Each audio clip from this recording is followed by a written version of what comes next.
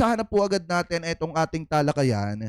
Dito po sa nakita natin mga kababayan, eto kinuha ko na lang yung clip, hinanap ko na lang yung clip dun sa TikTok para dire-diretso na po tayo at hindi na tayo magkakatkat. So ngayon mga kababayan, eto. Sabi kasi dito, yung minsan ka na nga lang i-eksena sa Blake ka pa. Nasermonan ka tuloy ni Congressman Barbers at ni Congressman Acop. Kasi nga, ikaw ay inihalal ng bayan bilang congresswoman ng isang party list ata ito, mga kababayan, na Duterte Youth. So ngayon, ang nakakapagtaka kasi, saglip na gampanan mo yung pagiging congresswoman mo, nagpakita ka agad ng pagiging one-sided mo. Ipinagtatanggol mo etong si Duterte, kalaban mo yung mga kasamahan mo at pinupuna mo yung pagtatanong ng mga kasamahan mo. Ngayon mga kababayan, sa kauna-unahang pagkakataon, eto pong si Congressman Cardema ay napahiya po sa Quadcom kahapon. So ngayon pakinggan po natin. Tayo ditong mga kinatawan ay ibinoto lamang ng ilang libong Pilipino. Ngunit ang kasama natin, tayo ditong mga kinatawan ay ibinoto lamang ng ilang libong Pilipino. Ngunit ang kasama natin ngayon ang Pangulong Duterte, ang most voted Philippine leader ng 2016. At ang kanyang anak, Vice President Sara Duterte. So una pa lang mga kababayan, introduction pa lang ni Congressman Cardema, pa-praise puro pa-praise mga kababayan, puro paano ba yon? Kasi parang praise the Lord to parang ganun mga kababayan, yung ginagawa dito, parang tinuturing niyang Panginoon, pinapanginoon niya agad etong si Duterte mga kababayan at saka po itong si Sara Duterte dito po sa Quadcom. Kaya nga mga kababayan, yung mga kababayan natin Pilipino na nakikinig, inis na inis po dito sa pinagsasasabi niya. Kasi saglip na gampanan niya yung pagiging congresswoman po niya, mga kababayan, ang ginagawa niya, itinuturing niya pang Panginoon sa Quadcom, etong si Digong. Ano po ngayon, ipagpatuloy pa natin? Ang most voted Philippine leader naman ngayong 2022. Ano ngayon? I would like to manifest na gusto ng sambayanang Pilipino ang pagdurog niya sa mga kriminal, durugista at NPA na terorista. Kaya sila ibinoto at patuloy na mahal ng mga Pilipino. Kaya gusto natin ng patas na hearing. Sana sinama natin dito ang libo-libong mga magulang. Eto kasi mga kababayan, sa totoo lang yung mahirap dyan. Okay lang makapiright tayo dito sa ano. Ang mahalaga, matalakay lang natin. Mga kababayan, ano po, ito yung mahirap kasi dyan. Oo mga kababayan, tunay nga naman, dinurog ni Duterte yung sinasabi nilang durugista. Pero sa likod nun, marami ang nadamay. At sa likod din nun, mga kababayan, yung totoong durugista, nagpapaikot ng bilyon-bilyon na ipinagbabawal na bato dito sa ating bansa. Pangalawa mga kababayan, sinasabi niya, dinurog ni Duterte yung mga NPA, yung mga taong labas. Pero ano ba ang ginawa ni Duterte mga kababayan? Nakipag-alyansa siya sa isang communist country, mga kababayan. At mas pinaburan po niya yung mga opisyales ng communist country na yon na mamayagpag sa teritoryo ng Pilipinas. Kumbaga, ang kinaya lang ni Duterte nung panahon niya, yung mga kapwa Pilipino po natin, na kababayan po natin. Kaya hindi niyo ba nakikita mga kababayan? Nung naging presidente itong si PBBM, marami ang sumusuko mga kababayan at nagbabalik sa ating gobyerno kesa nung mga panahon ni Duterte. Dahil mga kababayan, nung panahon ni Duterte, talagang inaano nila, sa pinuprovoke nila mga kababayan, na manlaban, talagang ang ginagawa nila, kill ng kill, patay ng patay mga kababayan, yung karamihan sa mga kababayan nating Pilipino. At yung pinapanginoon nila nung panahon nila mga kababayan, yung bansa na communist country na kung saan pinayagan niya yung mga taga doon, lalo na yung mga gumagawa ng illegal dito sa ating bansa at binigyan niya pa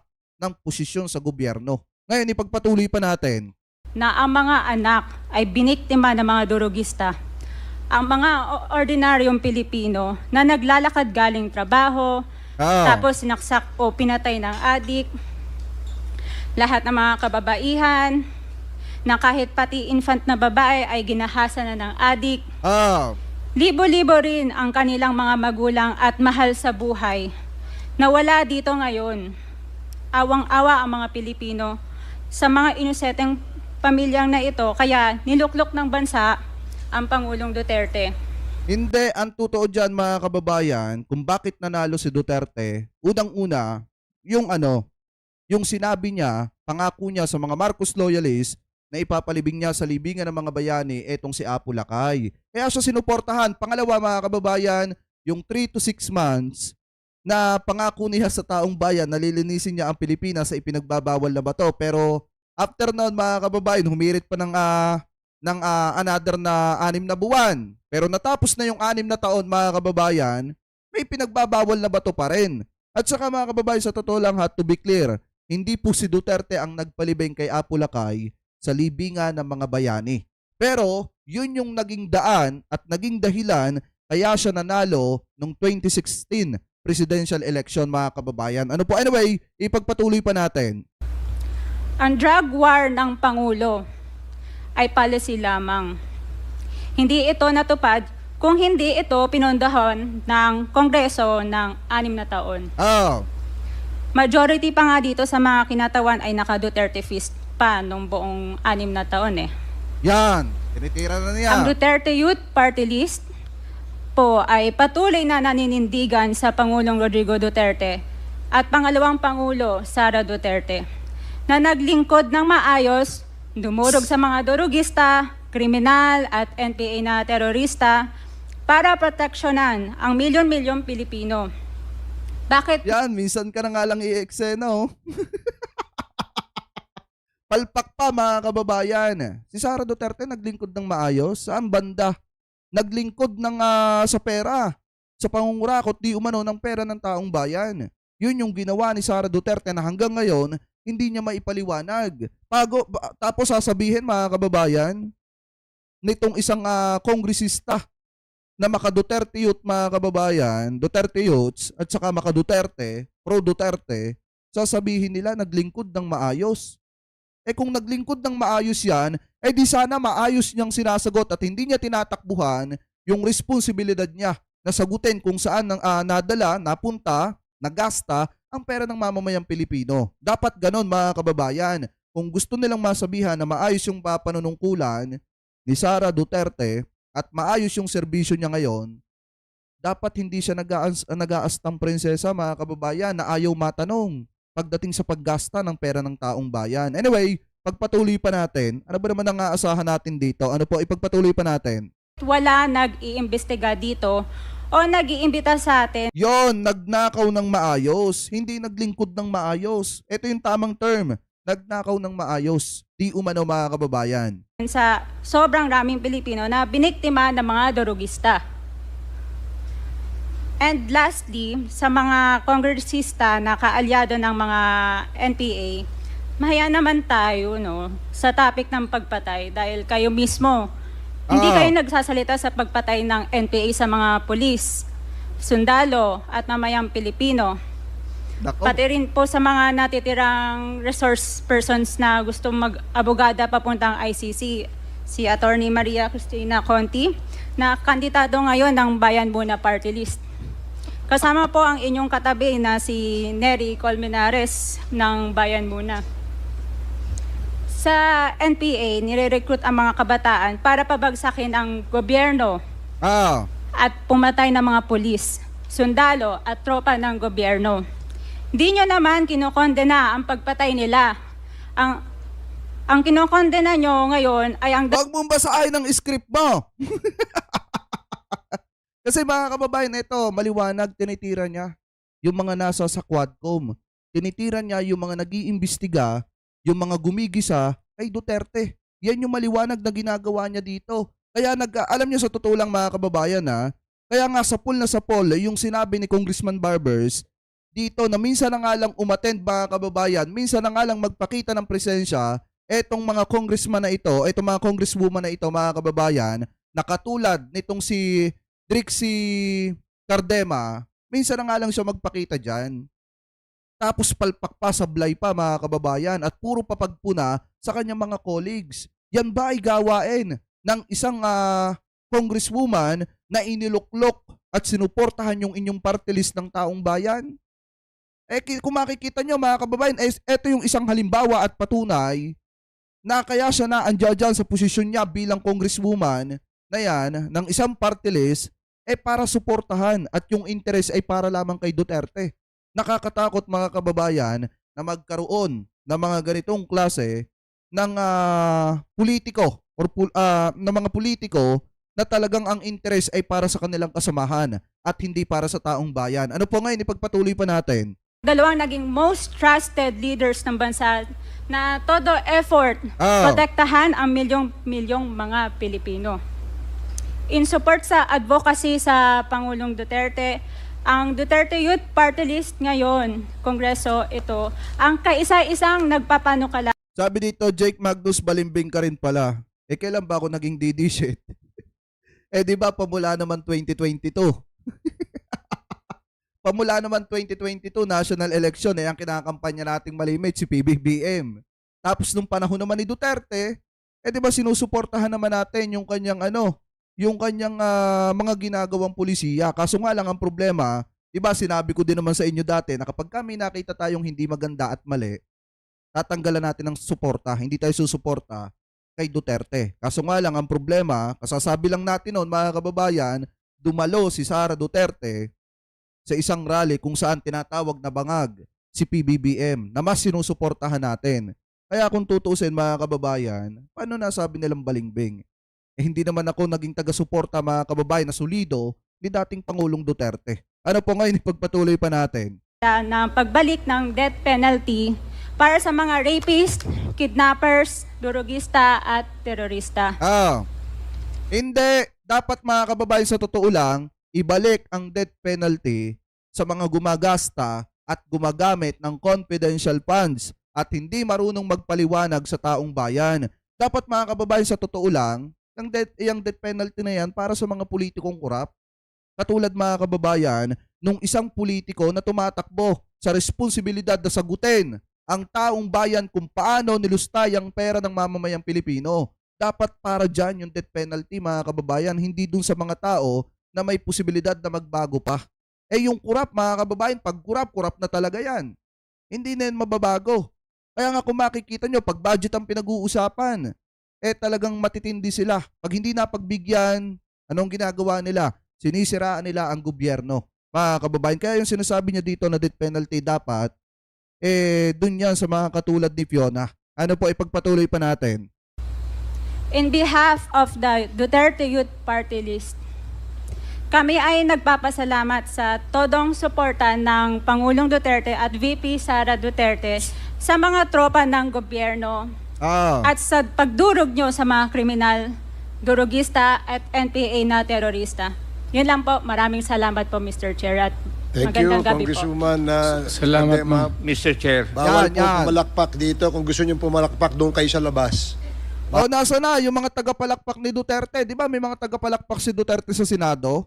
Bakit ngayon dito sa Kamara, mga kababayan, wala sila? Bakit? Dahil wala na bang budget? Wala na bang maibayad sa mga pumapalakpak sa Senado?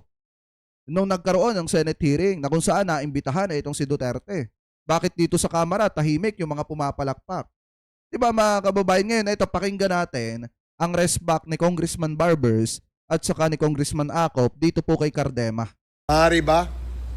Mr. Chair. Wala hong bastusan dito, ha? Sige, Congressman Acop, you're recognized. Thank you, Mr. Chair. I beg to disagree with my colleague. Kasi bata pa siya. Ako, I've given up my life for this country.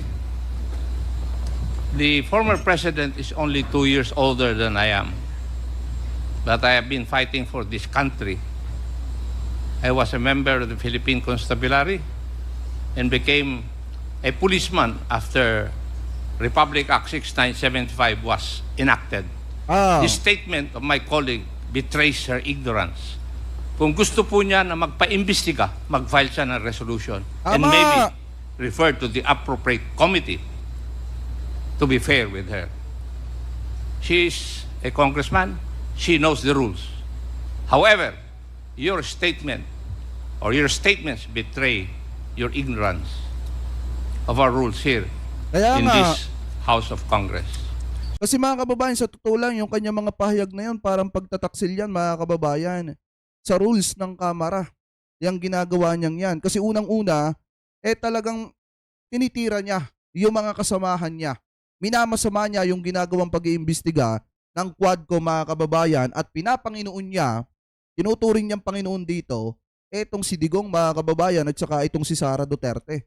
Ipinapamukha niya dito sa mga kasamahan niyang colleagues, mga kababayan, na mali yung ginagawa nilang pag-iimbestiga at tama yung ginawa ni Duterte na durugay yung mga durugista kahit na may mga nadamay na inosente, mga kababayan. Yun yung gusto nilang iparealize sa taong bayan. At saka ang isa pang pinupunto niya dito at hindi niya gaanong pinagtutuunan ng yung tinitira niya dito, mga kababayan, is yung mga Makabayan Black na sinasabi na bakit daw nag-iimbestiga pagdating sa drug war, pero pagdating daw sa mga NPA, mga kababayan, hindi daw po hindi daw pinagtutuunan ng pansin. Pero gaya nga ng sabi ni Congressman Acop, kung meron siyang daing o gustong paimbestigahan, magsagawa siya, mga kababayan, ng sarili niyang magpasa siya ng resolusyon para magkaroon ng investigasyon patungkol sa ginagawa sa gusto niyang mangyari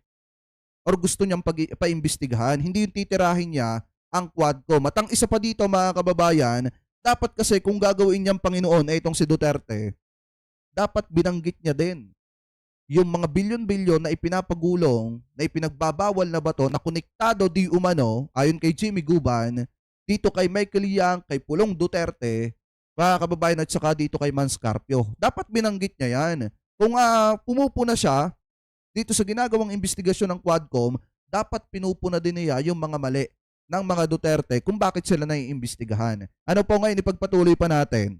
So I beg to disagree, Mr. Chair, na sila lang ang nakikipaglaban at marunong makipaglaban sa kalaban.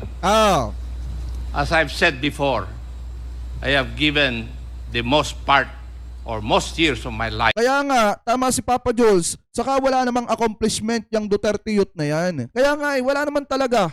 Wala naman tayo nakikita, mga kababayan, na accomplishment nila. Kasi ang punteriya nila talaga lagi, yung mga kababayan nating Pilipino na namundok at lumalaban sa gobyerno, yun yung gusto nilang ubusin. Pero hindi nila kayang punahin, mga kababayan, yung mga communist country na naging kaalyado ni Duterte. Na yung iba, na yung mga taga doon, na napunta sa Pilipinas, na gumagawa ng illegal dito, kaya nga nagkaroon ng pogo, mga kababayan, hindi nila magawagawang punahin. Kita nyo, tahimik sila sa issue ng pogo. Tahimik sila sa issue ni Michael Yang, mga kababayan. Kasi nga, suportado nila itong si Duterte kahit na gumagawa ito ng kalokohan, mga kababayan, nung panahon ng kanyang termino. At suportado nila yung paglaganap at paglago ng pogo dito sa ating bansa. Kasi nga, tatak Duterte yan. Ano po ngayon, ipagpatuloy pa natin. Life fighting the enemy of this country. Thank you, Mr. Chair. Thank you, Congressman Acop. Yes, let me emphasize na wala pong may monopolya ng pagmamahal sa bayan dito. Pare-parehas po tayo rito. Tama! And following the suggestion of Congressman Acop, kung meron kayong gustong paimbita, mag-attend kayo ng hearing. Yan! Hindi ma-attend kayo kapag andito lang ang dating Pangulo, ang ating Vice Presidente. Umattend kayo.